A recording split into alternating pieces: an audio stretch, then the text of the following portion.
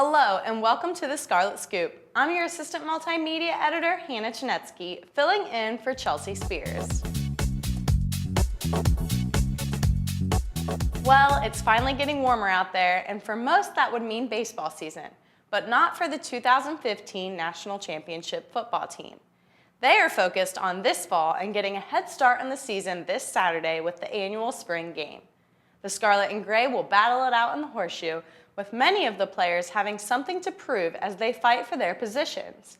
The Lantern sports editor Tim Moody and assistant sports editor James Grega made lists of the top 5 players on both sides of the ball that you should be watching this Saturday. You can see these stories by going to thelantern.com and clicking Sports. Ohio State athletes and athletes all over the country now have a new way to stay fully hydrated and fueled before and after practices. A new NCAA rule allows athletes to have unlimited meals and snacks. Registered dietitian for Ohio State, Nicole Jontony, explains why these fuel zones are a positive change. The fuel zone is important for athletes because a lot of times they're rushing to and from classes, trying to make it to practice, trying to fit in a quick meal before or after, and it can be really tough to do with maybe just 10 minutes between things. So the fuel zone really provides an opportunity for them to come grab something that they know is going to be a good nutritional value.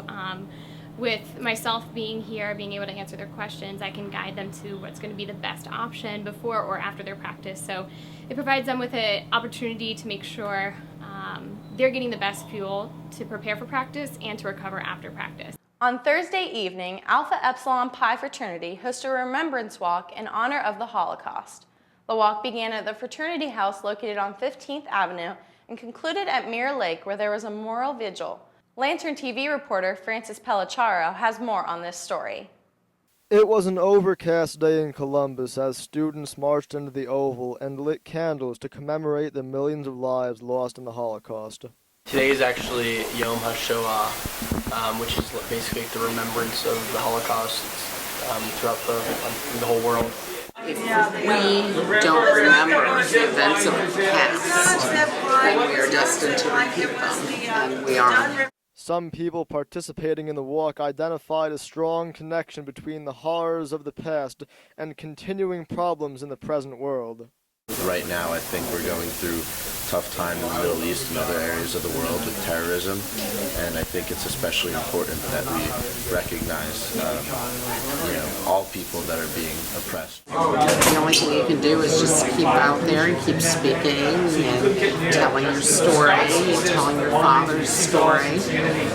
Everybody needs to do this because it's going on. A sense of solidarity was felt as the people who gathered together exchanged stories of how their families had been affected by the Holocaust. My family, on my mother's side, is from South Africa, and they escaped, funny enough, Jewish persecution during the apartheid. Well, I think I'm a proud Jew because I have a lot of pride in my heritage and my grandparents surviving the Holocaust. My grandmother lived in holes in Poland under trees for 3 years. But still, we need more and more young people to listen. We need more and more young people to educate. That's all the time we have here today on the Scarlet Scoop. On behalf of all of us here at the Lantern, thanks for watching, and we'll see you next week.